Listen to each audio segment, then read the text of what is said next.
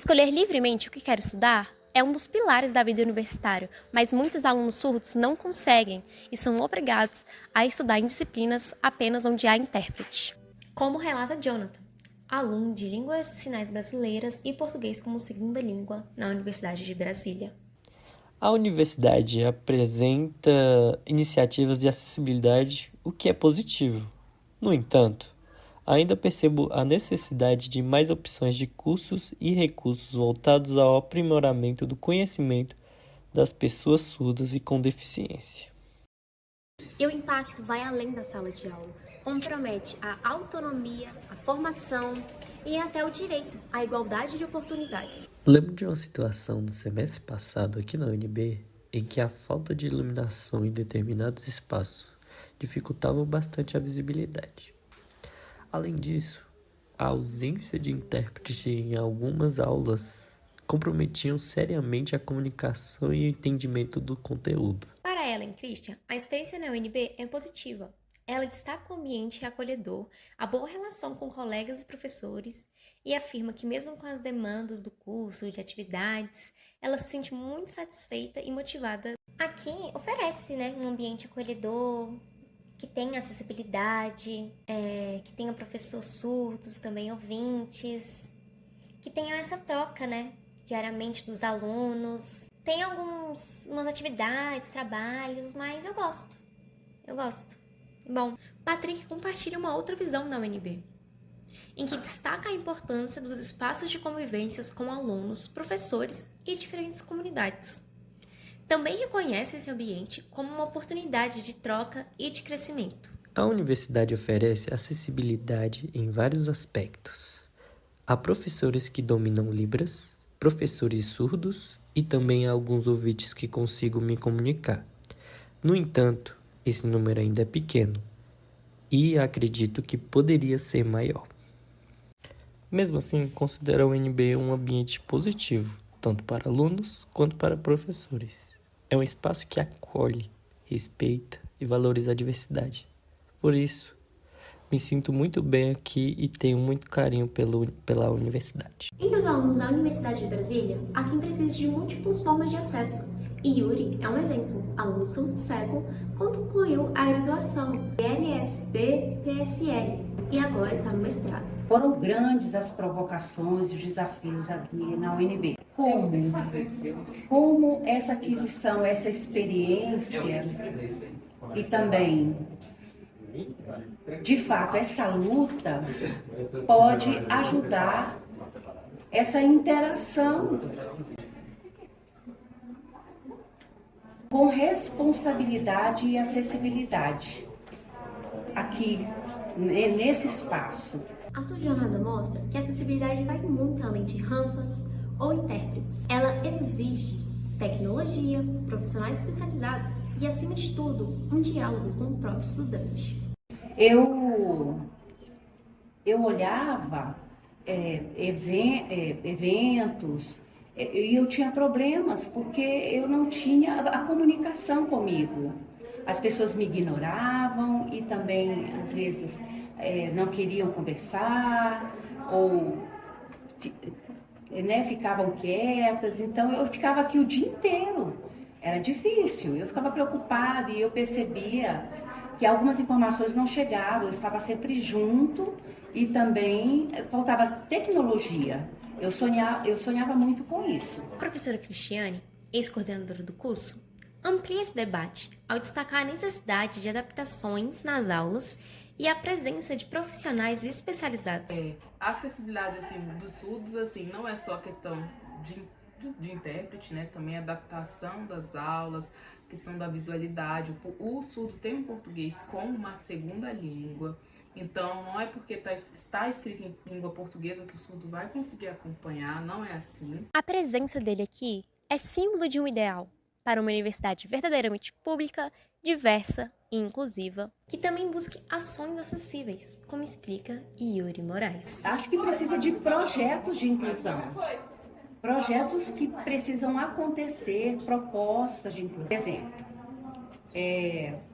ter espaços de acessibilidade, quase não tem, e debates, provocações para melhorar mesmo, fazer diversos momentos, né, diferentes, para todo mundo, mas que nós tivéssemos essa igualdade, uma proposta de igualdade mesmo. E as barreiras também atingem os docentes. O professor Messias Ramos precisou deixar o cargo de coordenador, devido à falta de acessibilidade nas reuniões, documentos e até em processos administrativos, o que tornou a sua permanência inviável. Era coordenador do curso de Língua de Sinais brasileiro, então foi um sonho, né? Muito feliz, aceitei, né? Eu tive a coordenadora substituta, a professora Roberta, e depois a professora Cristiane me substituiu. Então eu encontrei bastante entraves, foi angustiante, né? Porque eu não dava para fazer as coisas porque por uma falta de acessibilidade. Eu perdi várias vezes, mas não conseguimos resolver. A coordenação, então, coordenador surdo precisa ter um intérprete ao seu lado para acompanhar, para reuniões, para, né, conversar com os chefes, né, para se comunicar, né, para ele conseguir se comunicar com os outros, para ter a informação clara. A gente está organizando essa questão dentro para a gente tentar garantir que o surdo também vai conseguir, alunos e professores surdos, assim, possam trabalhar assim, na questão administrativa também.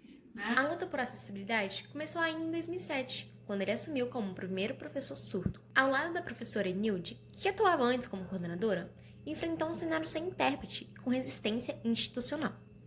Foi com projetos criados por ela que os primeiros caminhos começaram a se abrir. Juntos, eles iniciaram um movimento por qualidade e inclusão. Hoje, ainda há barreiras, mas foi lá em que o grupo de intérpretes começou a crescer e a estrutura da acessibilidade começou a se formar. A qualidade de vida do surdo, né, depende dessa questão da comunicação, da acessibilidade, né, de uma inclusão verdadeira. Não é fácil, né? Entrar, abrir novos caminhos. Eu sinto várias barreiras, então falta uma estrutura, né? Melhorar essa questão da acessibilidade, então para adaptar como é que é o funcionamento da comunicação dos surdos e ouvintes, como é que a gente faz tudo funcionar, se integrar, né? É igual os caminhos se abrindo, né? A UNB se organizando para melhorar a acessibilidade. Mas ainda falta muita coisa a ser desenvolvida, né? Melhorada. Já temos muitas coisas positivas. Por isso eu quero, né? Assim, sempre gosto de homenagear a professora Enilde Faust, porque foi uma marca histórica aqui dentro da área, né? Que lutou, que fortaleceu a área. Então nós somos muito gratos à professora Enilde. As disciplinas optativas revelam uma desigualdade. Ao contrário das obrigatórias, não recebem orientação de acessibilidade, como explica Cristiane Batista. As disciplinas são dentro do curso, acho que os professores já sabem fazer essa adaptação, mas geralmente a gente tem problema quando são fora do curso, né? Então as optativas, quase os alunos surdos não conseguem fazer por duas questões. Primeiro, porque não tem intérprete suficiente para que os surdos possam, de fato, efetivamente escolher suas optativas. Precisa da garantia do intérprete ali. Mas também a adaptação, muitas vezes, das atividades. Assim, uma carga de leitura muito grande, uma pessoa pensando numa pessoa que tem um português como segunda língua, dificilmente ele vai conseguir acompanhar. Falta verba para ter esses intérpretes temporários, para atender as demandas. Por exemplo, nós temos um quadro de efetivo pequeno, então, já que não tem como manter o efetivo grande, mas que tenham pelo menos esses temporários, para que possam suprir tanto essa demanda dos estudantes que precisam de fazer as optativas, deveriam ter esse direito de poder escolher. Entramos em contato com a reitoria em busca de uma resposta, mas fomos encaminhados para a DACES, que é a Diretoria de Acessibilidade da UNB. No entanto, devido à greve, não obtivemos retorno da DACES sobre a situação. Apesar de tudo, há sinais de mudança. O projeto Cultura Surda mostra o que é possível quando há escutativa e vontade real de incluir, como explica um dos criadores do projeto, Gabriel Torres. Partiu de uma necessidade, que a gente estava numa conversa um dia, estava eu e a Susan, né? A Susan Kelly, que é surda-cega aqui da UNB, e ela me contando que ela tinha tido uma experiência muito ruim, que ela tentou se inserir num grupo de teatro, né? próprio da comunidade surda, mas ela não foi acolhida, né? Nessa época e foi algo assim bem ruim para ela, traumático. E aí eu falei, cara, a gente tem que começar algo, entendeu? O teatro é um espaço para você, assim como é um espaço para o surdo, assim como é um espaço para ouvinte, para qualquer pessoa. E aí veio a ideia de fazer o projeto, de começar o projeto de extensão. No caso, é um coletivo misto, formado por ouvintes, por surdos e surdos cegos. Então, a gente realmente quer gerar esse espaço como teatro, como um espaço democrático. A gente estava trabalhando focalmente agora com surdos cegos, né, no teatro. Então, a gente pensa desde a questão de qual roupa a gente vai usar. Por exemplo, tem tonalidades que para a aluna surdo-cega não fica claro para ela ver nossa sinalização. Normalmente as pessoas usam muito essa parte do tronco para sinalizar. Então, dependendo da cor que tiver, da paleta de cor, da camisa, não vai ser favorável para a visualização dela. Então, uma das propostas do projeto foi essa, de meio que sanar essa lacuna, que às vezes os próprios alunos não conseguem pegar optativa, por exemplo, na Faculdade de Artes Cênicas. Porque não tem intérprete lá, não tem intérprete disponível para pessoas que possam estar lá para interpretar para ele uma aula toda semana, entendeu? No sentido geral de UNB, a gente ainda sente que ainda tem muita coisa para caminhar, de ir aprendendo junto, sabe? Realmente tendo essa parceria. Então eu falo que é um trabalho em conjunto e é uma via de mão dupla. Eu acho que é o principal, a arte ela causa isso, de mudar a cultura, mudar o pensamento das pessoas, da sociedade como um todo para melhor. Susan Kelly, aluna surdo-cega, compartilha sua experiência no projeto. Então, quando o Gabriel me avisou, me chamou para o projeto, eu fiquei pensando como que isso iria contribuir para a minha vida acadêmica, né? Em relação ao teatro, no surdo-cegueira, que nunca tinha tido antes essa experiência, né? Foi a primeira vez que trabalhei nesse projeto. Eu vi que era possível realmente o surdo-cego desenvolver academicamente, né? Trabalhar juntos, para que no futuro a gente se une e tenha mais pessoas surdo-cegas envolvidas e realmente se sentindo incluídas. O projeto foi oficializado junto com a professora Roberta Cantarella, no semestre passado. Mas as práticas teatrais começaram neste ano de 2025. O grupo é diverso, contém 2 alunos ouvintes, uma estudante surdecida e uma aluna surdo-cega.